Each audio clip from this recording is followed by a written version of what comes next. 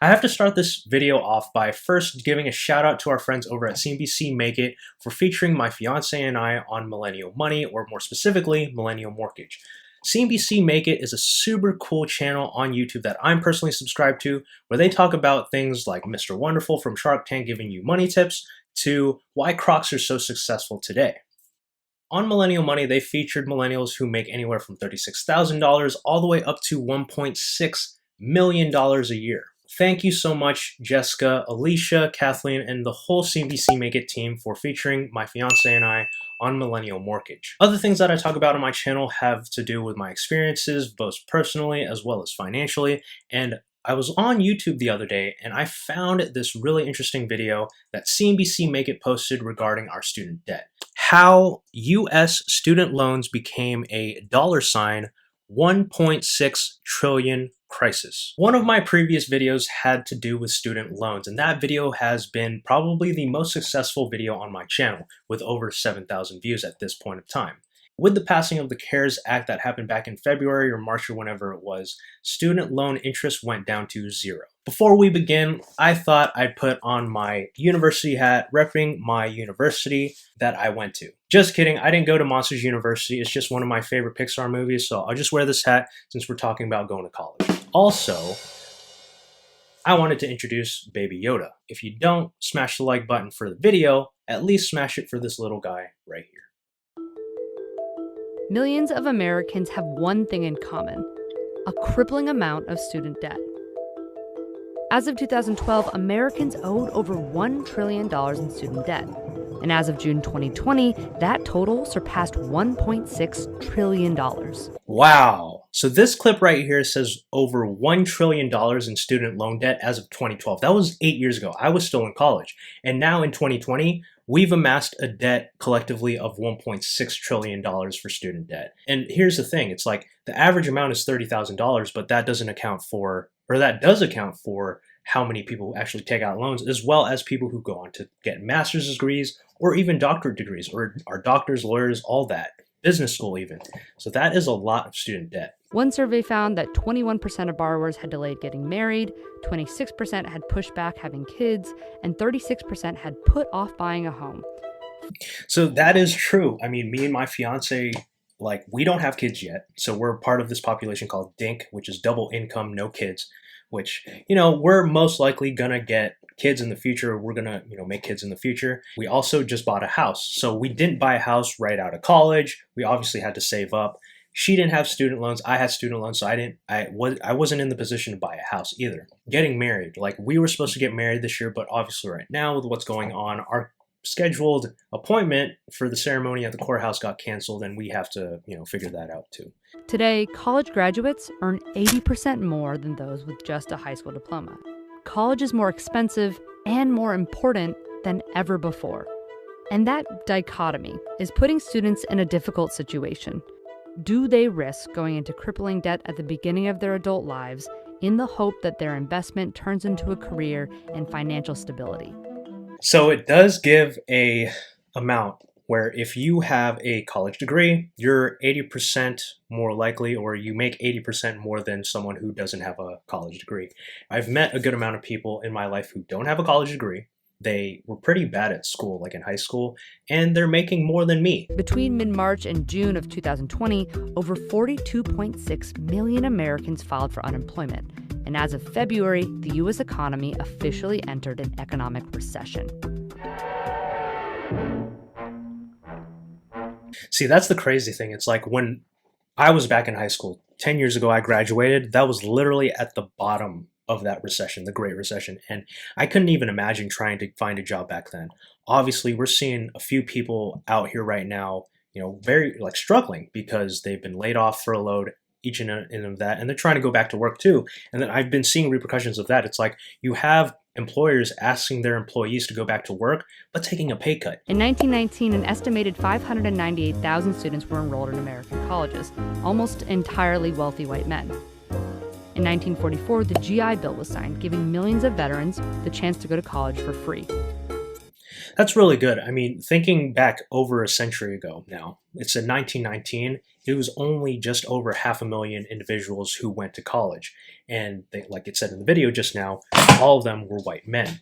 Obviously, right now, you have many different cultures, many different backgrounds, many people of different backgrounds going to college. I understand student loans are there to, help these individuals go to school where they wouldn't be able to go back to school at all. But it's like at the amount or the cost that it takes. It's like, for example, if you take out $30,000 in student loans, I bet you at the time or at the end of that period where you pay that all off, it's not going to be just $30,000. It's going to be probably 50 to 60K.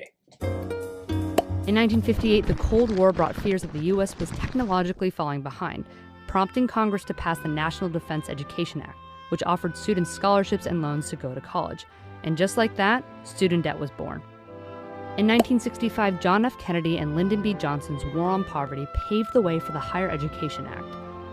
Grants were now given to students based on their income, which dramatically expanded the opportunity to receive a college education to students other than wealthy white men. When you only have wealthy white men that can afford to go to school, or the only ones that were going to school, they passed that bill back in the 60s in the midst of another event that was significant for our time was the Civil Rights Movement. And you had more people going back to school, but they would be taking out loans. Like it said, that's how student loan debt was born. But the thing is, what doesn't make sense to me is, yes, you can have a higher wage than someone who didn't go to college. But now it's like that trend line of like wages that go up like this and then the student loan debt going up like this. It's a sharper amount of debt, or the amount doesn't correlate at all, right? It's like you're never going to have an intersection. Enter the Reagan era and the tax revolt when states passed tax and expenditure limitations that impacted the cost of education. And that meant that state budgets came under threat. And so states that used to basically highly subsidize college education for many people started to cut back in various ways, either by raising tuition or by spending less, which means expanding class sizes. Holy cow. So what I just watched was in the Reagan era, and this is back in the 80s, he cut back the federal spending on student loans, or at least the amount of money that was available for students to take on to go to college. And then the tuition just skyrocketed. There was good faith in creating student loans to get more people to go to college, but then when it looked like U.S. policy changed it to where they would fund it less, that's what caused tuition to go up a lot higher. In the early 2000s, the Bush administration facilitated the growth of for-profit colleges. Oh man, so this actually brings me back to a flashback I had back in high school. I remember I was driving down to Seattle. I think I was either on the way to a campus tour of the University of Washington or I was visiting family down there, but I got a call. So I pulled over to the side of the road or, on an exit to take this phone call, and it was someone I think from DeVry University, and they were asking me things like, hey, what are your college plans, or what do you want into a school? And I said, I want to go to a school that has like a sports program just because I wanted to go catch games or watch football games. I also wanted to have some organizations where I could get involved in volunteering or in professional development. And literally that person that was trying to, recruit me to DeVry University said, oh, our school doesn't have that, so I don't think I can help you. But have you thought about this? Why would I pay the same, if not more money to go to that type of school when if I pay tuition at a state school or a private school that has all these other programs that I just mentioned, that is probably more worth my money. As the labor market weakened, more and more workers looked to higher education as a lifeline. Public and private college enrollment spiked, and many were forced to turn away students. For-profit colleges welcomed these students with open arms. Oh, I just saw that. That was Trump's university. I don't know anyone who's been there or heard of it, but yeah, I do recall Donald Trump having a university, which whether it's accredited, I don't know. From the start of the Great Recession in 2008 to the relative economic stability of 2018, college costs increased by 25%, while student debt increased by 107%. State and federal funding for higher education. Holy cow. I probably wouldn't go back. I probably wouldn't want to go to college. Knowing what I know now, I would literally focus on learning skills and just things that would matter in the workforce. And then I could go back to school later, whether it be paid for by my employer or literally like if I can just grow in my profession and, other streams of income, that's all I would do. Like knowing this, I wouldn't go back to school. And to build intergenerational wealth, A lot of that is bundled up in home ownership. If you're saddled with too much student loan debt, your ability to actually save up enough for your down payment, is influenced by that. The average Black household has about 1/13 the wealth of the average white household. Home ownership is one of the wealth building tools that happen for a family. And if you have people saddled with debt, like for me example, like I have been paying off my debt and me and my fiance were able to buy a house. But the thing is, it's like my peers, my colleagues, if they don't have a house or if they're saddled with so much more debt than I am, I can only imagine how hard it is for them to like be able to buy a house. But at the same time, if you can learn skills, this is my tip personally, my tip. If you have skills that you can utilize in the workforce ready, like at graduation, and not have to learn it like in a job, do that, work on projects, and also while you're in college or if you're still in high school, figure out more ways to make money and then save all that money so you can, lessen the amount of loans that you take out or be able to cover for college so you don't come out of college in debt at all. And according to the American Association of University Women, women hold roughly 2/3 of all student debt in the nation. As of 2019, women hold almost $929 billion in outstanding student debt. And a woman with a bachelor's degree would make on average what a man with an associate's degree makes. Holy cow. So that is true. I mean, I work with some D&I organizations as well as nonprofits that talk about, women not having the same amount of wages as their counterparts in the same positions as men, right? And you also have a disparity of the amount of women who are not in those higher paying jobs either. So you try to promote, women getting into these higher paying jobs. At the same time, it's like if you're in a system where you're obviously at a disadvantage compared to someone who has a leg up on you already just because of the system that they're in, it's like that's unfair, right? You have these women who, one, they have a college degree and they account for 2/3 of the amount of debt. But then for them to pay back the debt at a lower wage, that's a lot harder than, say, someone else, like a man, who has the same amount of debt, but then they have a higher paying job, literally in the same position. Pay off my student debt, I have to either join the military or marry rich. So chances are probably join the military. After I graduate, I'll have $35,000 in debt. Currently, I have $65,000 of student debt, and I'll graduate with close to $100,000 of student debt. Dang, so this guy literally just said he has already $65,000 and he hasn't graduated yet. So he probably goes to either an expensive state school or even a private college. Looking at the background in this and knowing that CNBC is based in New York, maybe this is Columbia.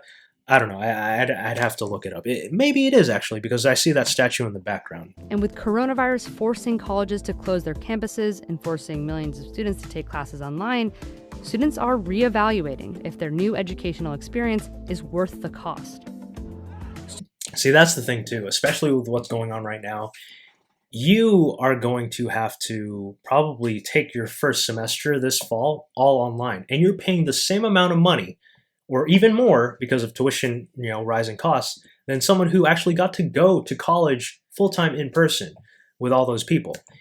And me thinking right now, like if I were to go back to school and I knew that I was paying this much in tuition and then I'd have to just take it online, it's like I might as well just go on YouTube and say How to get a computer science degree. Because honestly, YouTube University is probably the one you have to go to. Students are suing their schools for refunds, and the government is spending trillions on economic stimulus, which makes people think that maybe we're closer to some type of student loan forgiveness than we've ever been.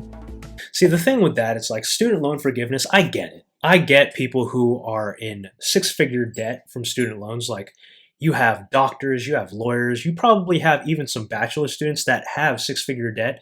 Maybe they haven't even finished school yet. But it's like, I have to beg the question of what about the people who have been responsible with their debt, paying those off, within a timely manner? And then like for the people who actually paid, $30,000, $50,000, $100,000 in debt before this point in time, before we've gotten to this conversation of how ridiculous this is and what this crisis is. If school was free, or if there was free education, which there already is via YouTube, and if that was held to the same caliber as like being a bachelor's degree, like if employers didn't make it like a minimum requirement for you to have a bachelor's degree, have an MBA that costs also like $2,000 to $3,000, It'll be up to the individual not to be limited by money, but be limited to just the skills that that one person can learn and then leverage that to be able to get a higher paying job. It's not going to happen. This pandemic is affecting everybody in some way. The money that comes in from student loans is also used to pay for things like Pell Grants. If it wasn't for those grants, low-income people wouldn't be able to attend school. A generation ago, there was a system that helped you not take the risk on yourself to pay for a college education, but society took the risk on for you by making tuition cheap. Today, we've shifted the risk from society directly to the student. And that's not a narrative that just has to do with bad actors and good actors. It in many ways is a societal choice we've made. And in that sense, we all have to answer for it. Honestly, looking back in hindsight, that I wish I went to community college first to save, I think it would have been, honestly, $10,000 in school tuition just to get like the prerequisites done. Like we're talking about Gen Chem, we're talking about Gen biology, physics, calculus. Like those were probably the baseline things that you don't need to go to a university just to know those. Because honestly, if I think back to it, if you just know the base curriculum that can be taught anywhere, like a college, like a community college or whatever like that, any of my upper division classes that had to do specifically for my major, I didn't use any of the knowledge from those first 2-year classes. So it's like if you could come out of a community college with an associate degree, do that first, save the money, and then do all that you can to transfer into a university of your choice. I even know some high schools where if you're still in high school, you can do a program where you go to a local community college taking classes that count one towards an associate's degree as well as your high school degree or your high school diploma. So it's like you could be killing 2 birds with 1 stone, literally in the last 2 years of high school and then in the first 2 years of your college career. With that said, you guys, thank you so much for watching the video. I know this was not my traditional sense of a video, but I did want to talk about student loans just because I have talked about it on the channel before. If you haven't already done so, please hit the like button, hit the subscribe button to my channel. Also hit the little notification bell if you want to know the next time that I post a video on here. You can also find me on Instagram. I post here from time to time, especially if you want to get to see things like my child or anything like that. Look at this guy. He's super cute, right? I literally hold this guy because my anxiety just, goes away. Since we did talk a little bit about money on this channel, I have a couple links down below that can get you some free things. And who can argue against free things? If you want 2 free stocks, there's a link down in the description below to Webull, where if you deposit $100, you could get 2 free stocks, where one of those stocks is valued up to $1,400. It does not end there. There's another link to Robinhood, where if you just open an account, you get a free stock there as well for a total of 3 stocks. Thanks so much for watching the video. I really appreciate it. We'll catch you all next time.